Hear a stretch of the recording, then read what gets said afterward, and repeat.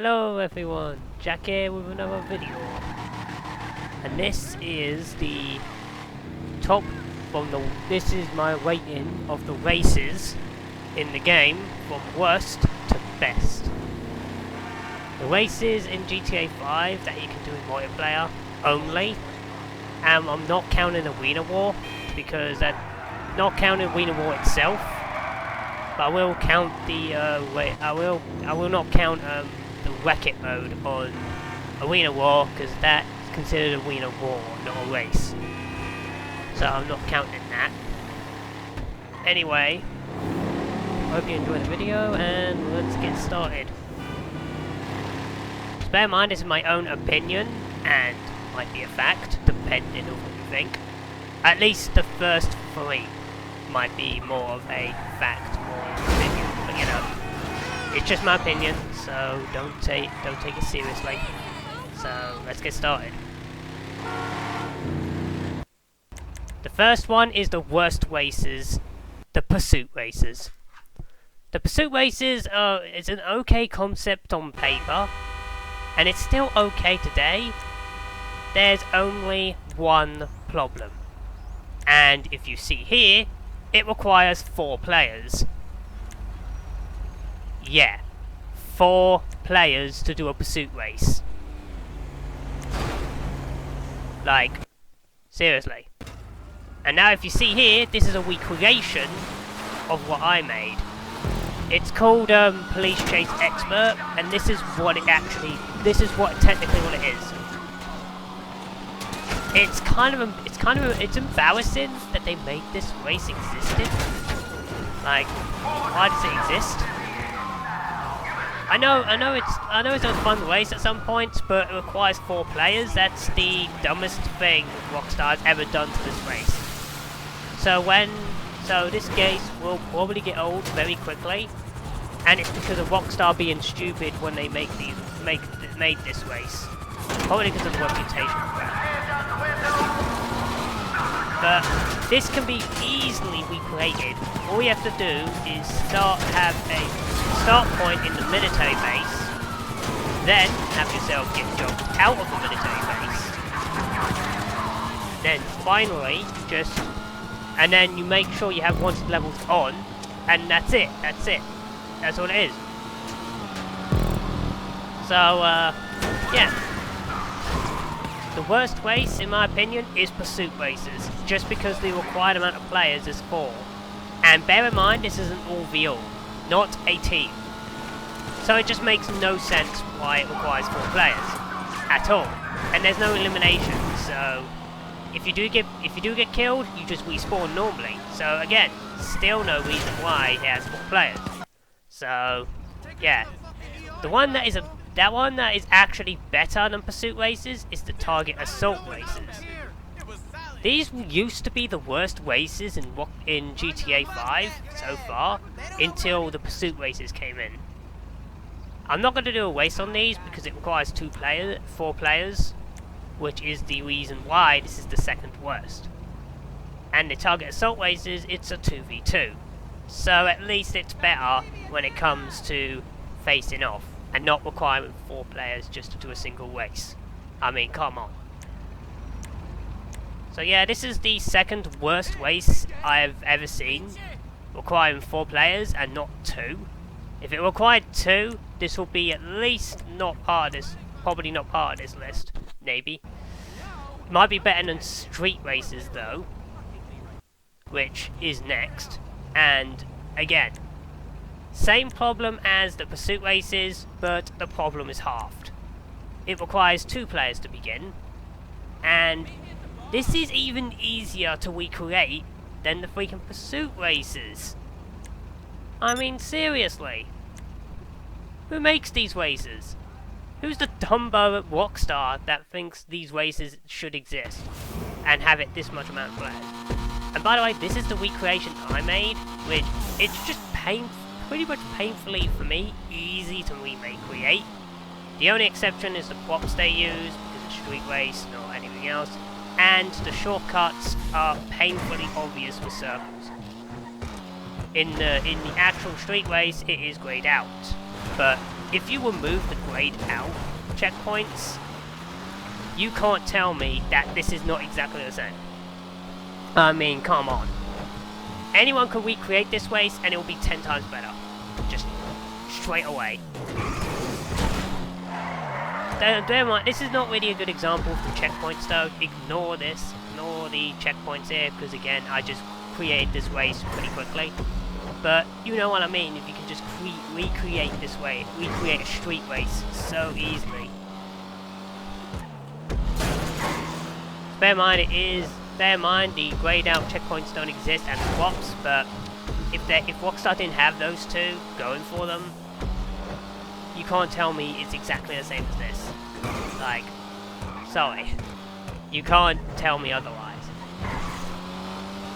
Seriously, Rockstar has made these races and just butchered them in the new update.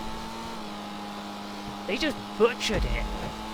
They were doing so well. Everything else in the update and the Tuners update was good.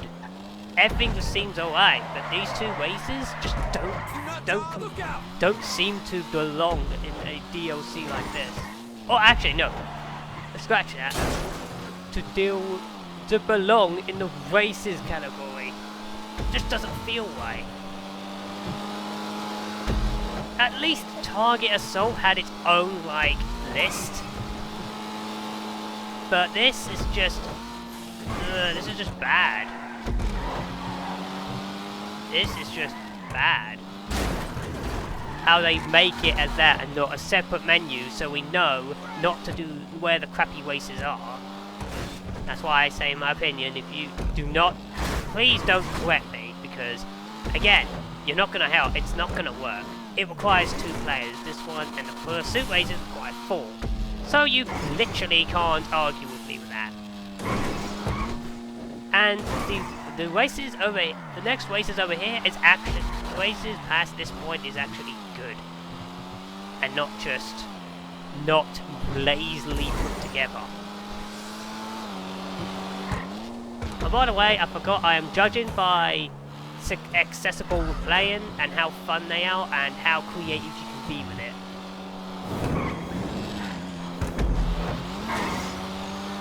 So, well, when I get to the finish here, I will do the next bit.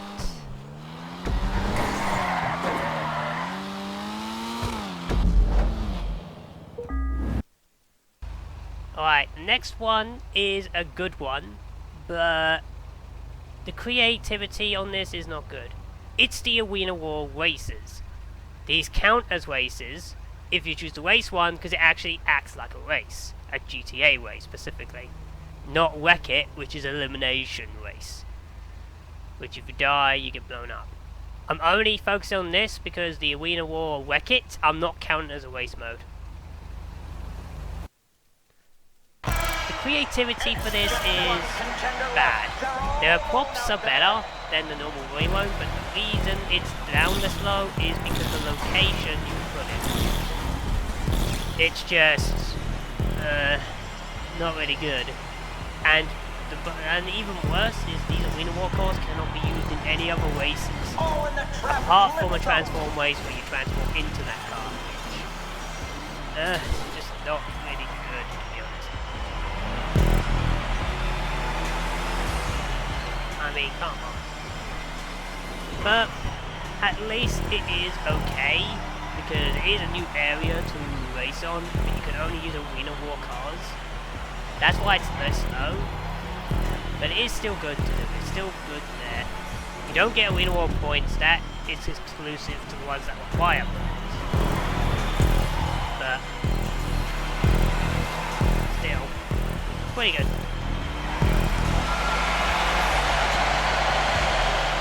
Bear in mind, you have like not really a lot of creativity with this, unless you know how to create races in a small confined space. You do a glitch to put you outside the map.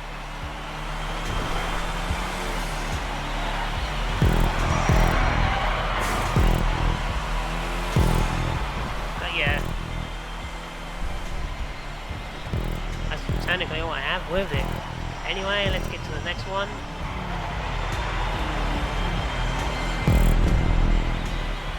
right after I did 3 laps, because apparently I did 3 laps or something. I should have just done 1 lap.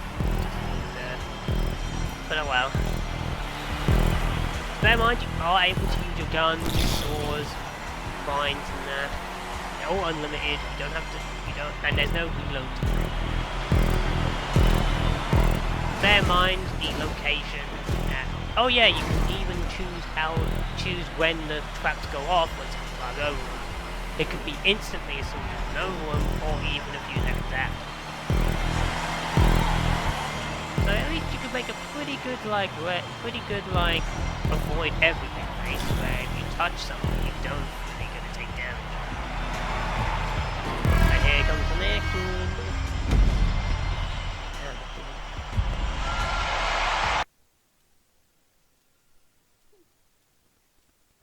The next one on the list is stunt races. Stunt races are races where it's just filled with stunts. Like, just stunts, really. It's technically the best racing DLC they ever added to the game so far, because it's just the most props you can do. It's just, you can make any race into anything you want mostly. And both of these are going to have one video together, because they technically are the same. It's just transform races, where you transform into a car, and stunt races is just a stunt race, which is exactly the same. But yes, the next one is transform race. This one, you can even be more creative with your races than the stunt race, because of the transform feature. The only downside of both of these races is the lack of vehicle classes you can do. Which if you've made the race, you can only pick the one. You only pick the one as your if you pick your default class. So if you pick sports, it will only be sports. If it picks super, it will be super, and vice versa. But these races, even though I made by Rockstar, they're the most creative thing you can do. It's not really the best, because the props these can be used in any other race or any other game. But you really don't have to. You don't have to force yourself in a normal race. And oh yeah, I forgot F1 races exist. I should have added that, but oh well. And the waiting for the F1 races will be third. I think, actually, yeah, third. Because the open wheel races are only exclusive to the F1. Actually, no, I've just realised that's technically counted as a stunt race, but with the added stuff, so I shouldn't really count because the added stuff are the only things. So yeah, if I were to rate the open wheel races, I would rate them below this one, but higher than the Arena one. Because the F1 races, you can only pick the open wheel races. There is pits in that, and it is fun. It's just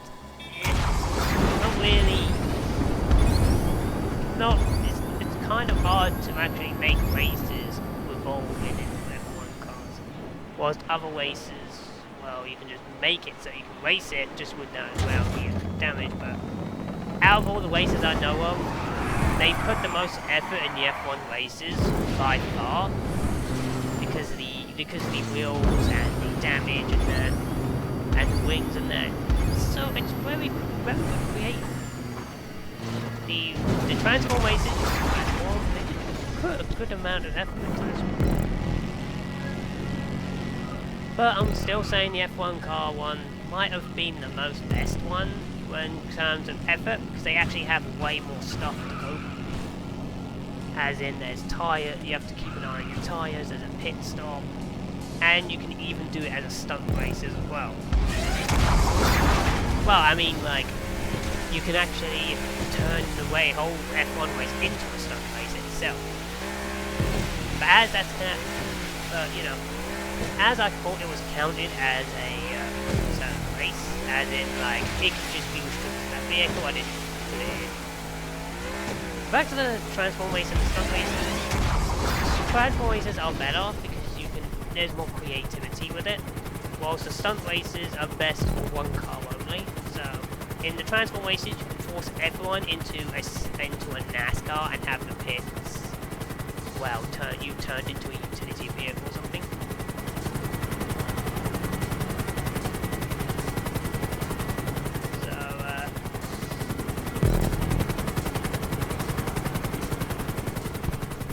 So like, when it looks up.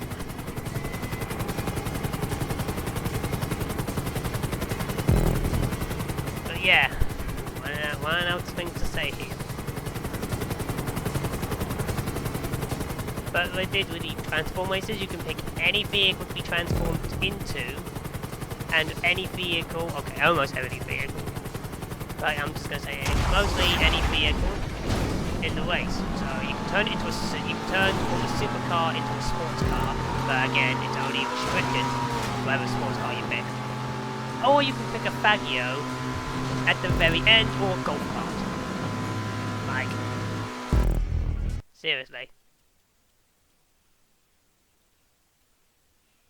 Alright, these two are going to be together because they actually are the same ones. And I'm counting this one as a completely different race compared to everything else. But out of all the races I know of, this one, in my opinion, is the best race Rockstar has ever made. And this race at number 1, next to the one here, is the most effort I've seen Rockstar put in their racing game ever. From the freaking beginning. So we go back. You probably know already what it is, just because of the start tutorial, and it is normal races. Normal races are at number 2, but at number 1 is Mole or Nothing. The exact race mode, the exact race that can only be done with as a tutorial. And there's only one reason why this race, in my opinion, is the best race in the game. Period. It is because you race the best racer, NPC racer, in GTA history. Ain't no shame in coming second, and that dog. is Lamar. Somebody gotta do it. He is the highest ranking. This made me learn that this guy is the highest level NPC in the whole right game. Up here, homie. Higher than I'm about to every go other nice NPC in for your existence. bitch ass. And you know those tuna vehicle? You know those tuna dudes? See you later, Those homie. tuna dudes? Yeah. They can't even beat this guy. He get is the your ass back master here. of NPC racing. He's the NPC that will thrash any NPC in existence. Like, I mean, come on. This is like Need for Speed. This is like Need for Speed. Freaking Marcus in the 1 versus you to the end. That's what it is. Of course, this does sometimes force you into a public version. That means other people will be racing with you.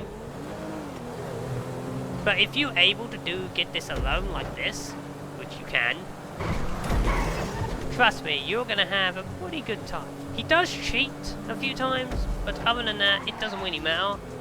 Because he is the best racer in Los Santos in the online multiplayer. No other racer can even beat this guy.